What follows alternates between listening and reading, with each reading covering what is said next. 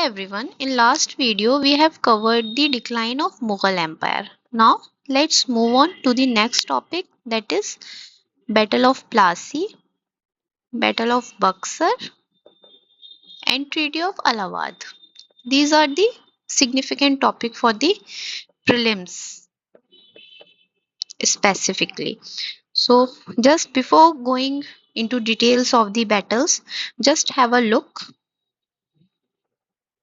on this. ये India का map है, उस टाइम पावर्स कहाँ कहाँ थी और किसके कंट्रोल में थी। तो ये वही है, Anglo Carnatic Wars first second third, that is 1740 1748 1749 to 1753, and who were involved in these wars.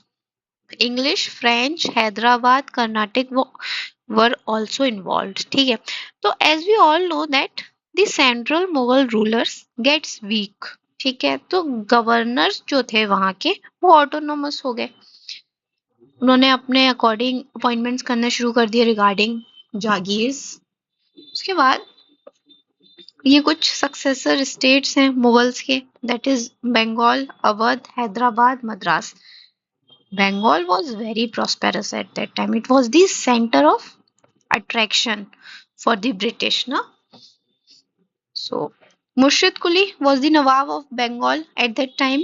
Bengal contributed 50% of the total revenue generated in Mughal Empire. That's why it played a very important role. Due to अब 50% total contribution था बंगाल का, तो किस वजह से? Due to high agriculture productivity, flourishing trade from Bengal. Bengal से trade भी खासा होता था.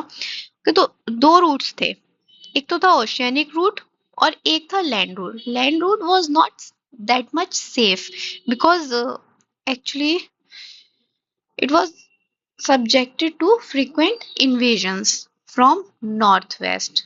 तो ये highly unsafe था, that's why fell into disuse. इसका यूज उतना नहीं होता था, बट जो ओशियनिक रूट था उसकी इंगेजमेंट बढ़ती थी, बड़ी हुई इंक्रीजेस.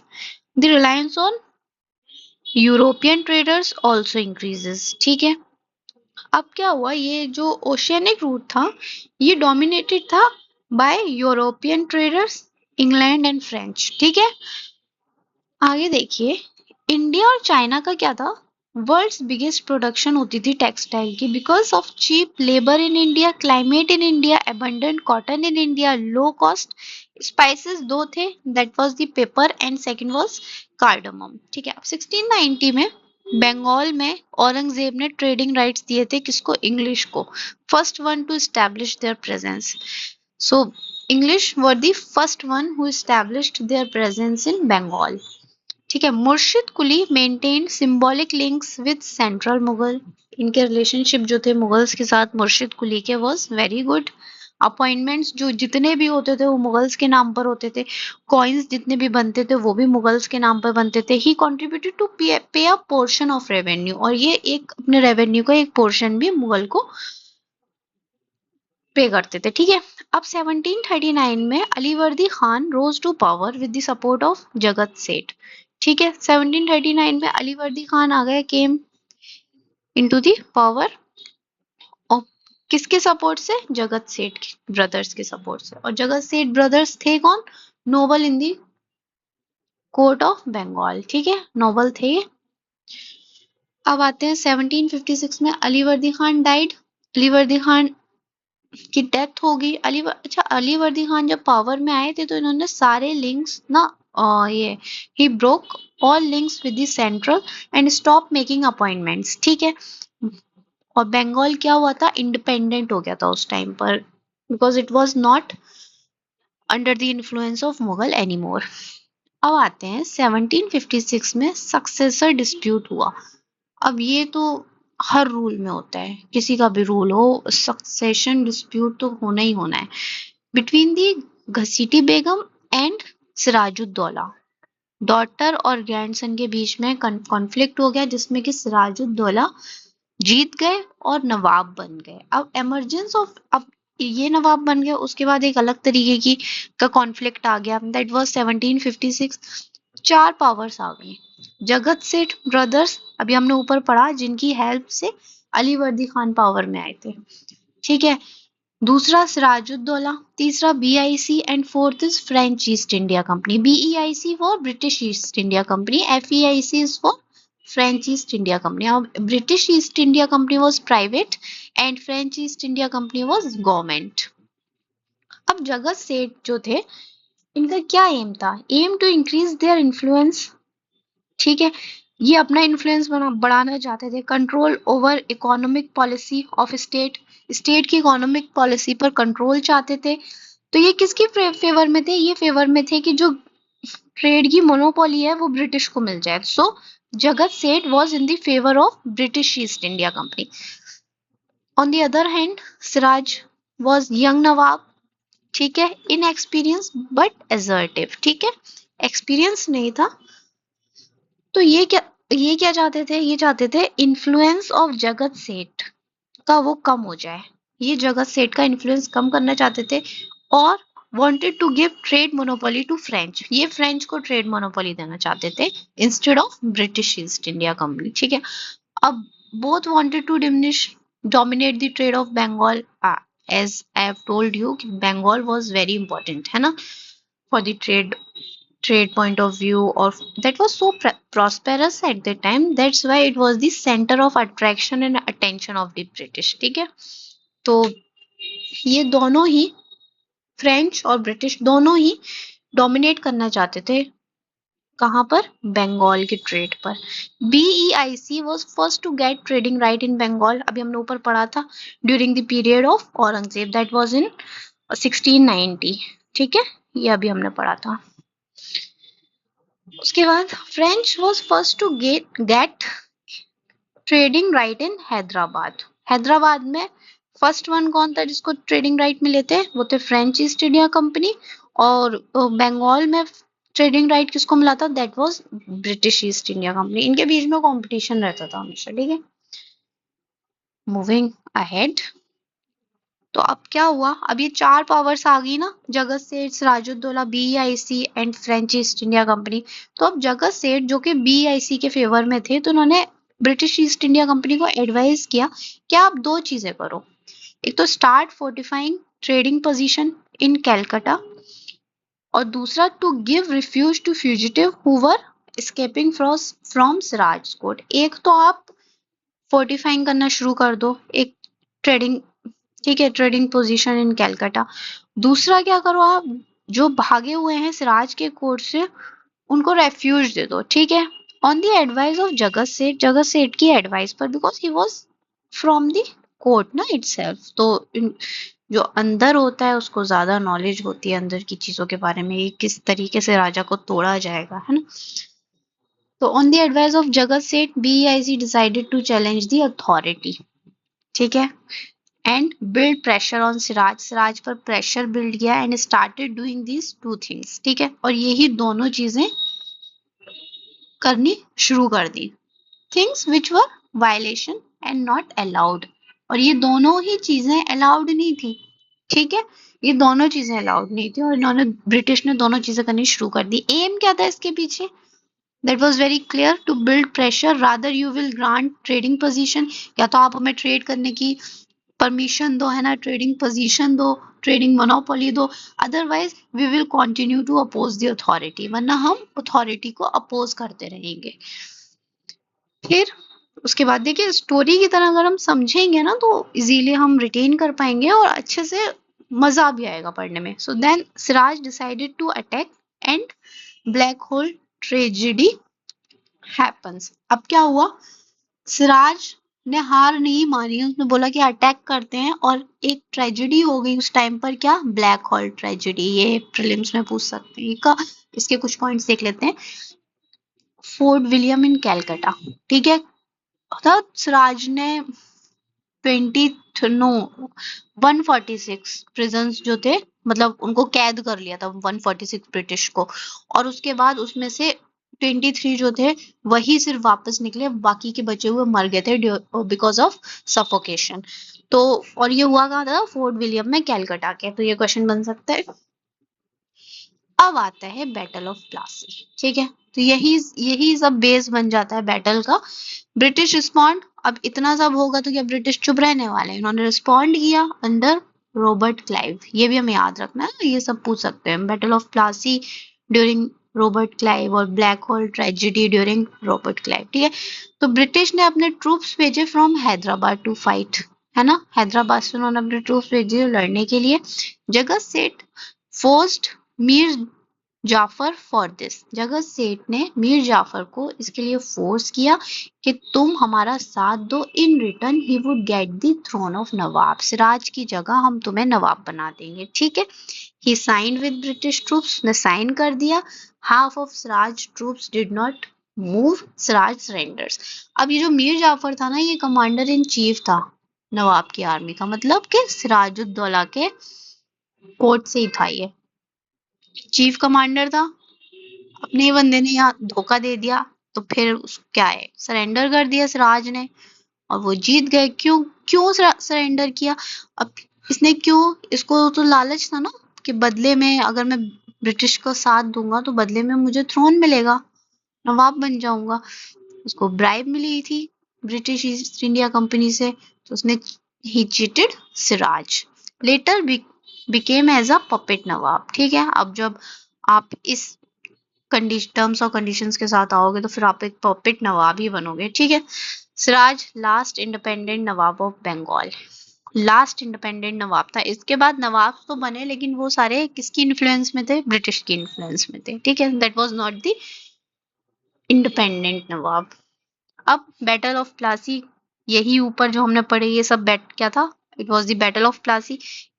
किसने जीती है? ब्रिटिश ने जीती, रॉबर्ट क्लाइव, ठीक है। Siraj lost the war.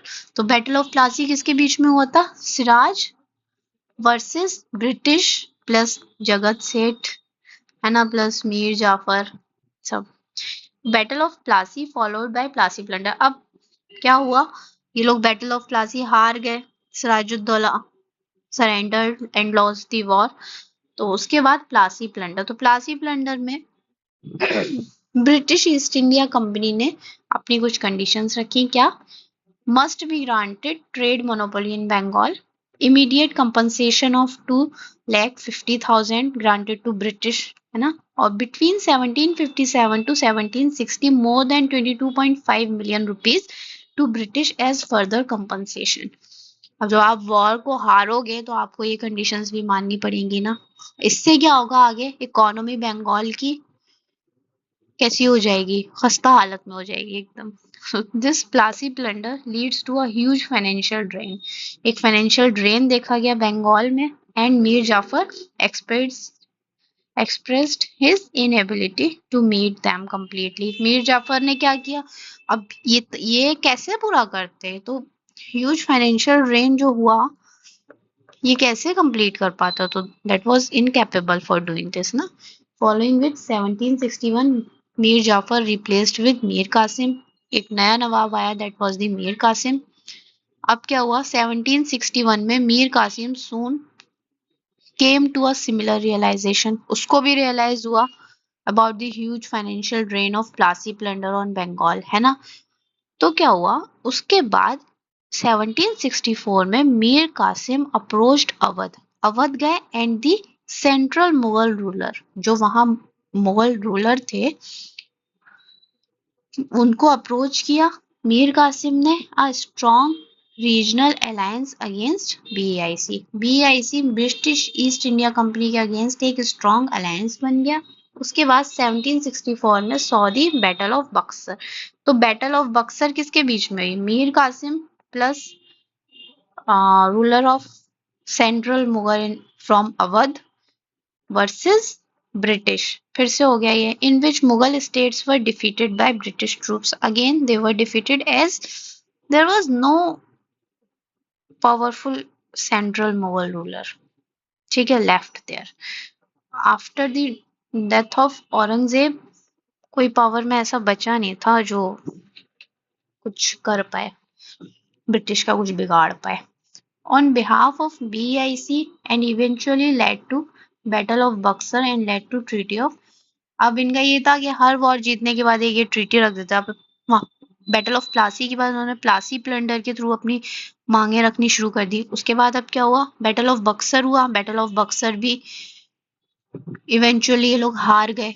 उसके बाद उन्होंने रख दी ट्रीटी ऑफ इलाहाबाद। अब ट्रीटी ऑफ इलाहाबाद में क्या, अवध को ट्रेडिंग मोनोपोली, दे स्टार्टेड ना, they have started ruling over India, over the states of India ना, by doing this। उन्होंने पहले ट्रेड मोनोपोली बंगाल की ले ली बैटल ऑफ प्लासी के थ्रू।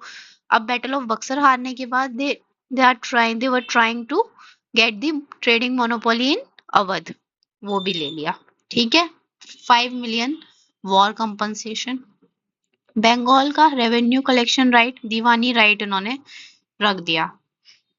पिछली बार बंगाल प्लासी प्लंडर में क्या हुआ था, प्लासी प्लंडर में क्या हुआ था, मोनोपोली, ट्रेड मोनोपोली ले ली। बक्सर में उन्होंने रेवेन्यू राइट ले लिया, दीवानी राइट्स जिसको बोलते हैं। They are getting land revenue and this generated revenue, ठीक है, use to buy Indian goods. अब पहले क्या करते थे ये लोग, गोल्ड पर इसको पढ़ते हैं पहले, they stop wasting gold as a medium of international currency to trade. ठीक है, गोल्ड को एज अ इंटरनेशनल करेंसी ये लोग यूज करते थे ट्रेड करने के लिए। अब जब इन्होंने रेवेन्यू राइट बंगाल में ले लिया तो इन्होंने क्या शुरू कर दिया, स्टार्ट यूजिंग दैट मनी। वही जो इनको लैंड रेवेन्यू जो आ रहा है इनके पास, कलेक्शन ऑफ रेवेन्यू, उसी से इन्होंने they were collecting as revenue from India, वही यूज करना शुरू कर दिया for international of international as a medium of international currency. इन्होंने क्या शुरू कर दिया, जो इनको रेवेन्यू आ रहा था, रेवेन्यू कलेक्शन फ्रॉम बंगाल, वही। अब इम्पैक्ट ऑफ, अभी सब हो गया, अब इसके बाद इम्पैक्ट पढ़ लेते हैं कि क्या इम्पैक्ट हुआ प्लासी का और बक्सर का। Expansion of British trading presence, British trading presence बढ़ती गई, पहले बंगाल फिर अवध, है ना। Displacement of French from these areas, because BIC versus FEIC था ना, French East India company versus British East India Company, तो उसमें से ये फ्रेंच तो सीन में से गायब, डिस्प्लेसमेंट हो गया इनका। More over revenue generated from Plassey plunder and treaty TOS for treaty of Allahabad enabled them to further finance the expansion of trading. ठीक है, क्या अब क्या हुआ, जब प्लासी प्लंडर से और ट्रीटी ऑफ इलाहाबाद से जो रेवेन्यू जनरेट हुआ, enabled them to further finance the expansion of trading। अब इनको इन दोनों जगहों से इतना सारा कंपनसेशन मिल गया, अब उसी कंपनसेशन को, उसी पैसे को वो आगे ट्रेडिंग में यूज करेंगे to expand their trading over the country, है ना। Treaty of Allahabad established of dual system. Treaty of Allahabad से क्या हुआ, डुअल सिस्टम स्टैब्लिश हो गया। कैसा, administration and beginning of indirect British rule, British का इनडायरेक्ट रूल हो गया। कैसे, in the region while nawabs retain their, अच्छा नवाब को इन्होंने नहीं हटाया चेयर पे से, वो रहेंगे पावर में, retain their direct political authority of rule over Bengal. But indirect कैसे हो गया कि अब जो रेवेन्यू जनरेशन है ये सारा इन्हीं के पास जा रहा है ना। तो कंक्लूजन देख लेते हैं। दस the victory in these battles marked the beginning of British presence. ठीक है, स्टार्ट कर दिया ना इन लोगों ने British presence as indirect ruler, but as indirect ruler because the Nawabs of those regions retained their power, but indirect rule शुरू हो गया ब्रिटिश का, and made them a major contender in the race to establish a pan India empire। but जो revenue generation हुआ उससे वो race में आ गए पैन इंडिया एम्पायर एस्टैब्लिश करने की। मूविंग अहेड, कॉजेज देख लेते हैं अब लास्ट में। कॉजेज क्या थे प्लासी और बक्सर के। First cause, Anglo French rivalry, जो फ्रेंच और एंग्लो की राइवलरी चल रही थी, which saw European rivals competing to establish their trade monopoly in region during 1740 to 1760। ठीक है, तो एंग्लो फ्रेंच राइवलरी जो थी that was the major cause of Plassey and Buxar. The desire of Jagat Seth brothers to increase their influence over the court of Bengal, Jagat Seth का भी, brothers का भी अच्छा खासा रोल रहा है इसमें, इन्होंने सपोर्ट किया है ब्रिटिश ईस्ट इंडिया कंपनी को टू इंक्रीज देयर इन्फ्लुएंस। ठीक है, increasing British influence after Plassey, British influence obvious सी बात है बढ़ेगी after Plassey. Both contributed to huge demand from Bengal, जिसके रिजल्ट में उन्होंने बंगाल से भी डिमांड रखी अपनी, और बक्सर में हारे उसके बाद भी उन्होंने अपनी डिमांड्स फुलफिल करवाई। The collusion between Jagat Seth brothers and East India Company also contributed to the battles। ठीक है, इनका collusion गलत हो गया। All of this begins because of absence of a strong central ruler। अगर उस टाइम पर if any strong central ruler was there तो this would not have been happened, ये सब नहीं होता। But absence कोई था ही नहीं। After Aurangzeb there was no strong central ruler in the Mughal empire। तो बंगाल में उस टाइम को सेंटर आफ्टर अली वर्दी खान डिमाइस इन 1756। आज के लिए सिर्फ इतना ही। आज हम सिर्फ इसी को कंप्लीट करते हैं। तो हमने इस लेक्चर के थ्रू कितने टॉपिक्स कंप्लीट कर लिए आप देख सकते हैं। Battle of Plassey, battle of Buxar, treaty of Allahabad, Plassey plunder. ठीक है, इसमें से आपके क्वेश्चंस आ सकते हैं एग्जाम में, प्रीलिम्स में स्पेसिफिकली। तो चलिए मिलते हैं अगले वीडियो में नेक्स्ट चैप्टर के साथ। इसको हम स्टोरी लाइन की तरह कर रहे हैं ताकि हमें आगे समझने में आसानी हो। ये सारे टॉपिक हैं, इसके बाद इनको कवर करेंगे। Okay, thank you so much. Please feel free to give your feedback.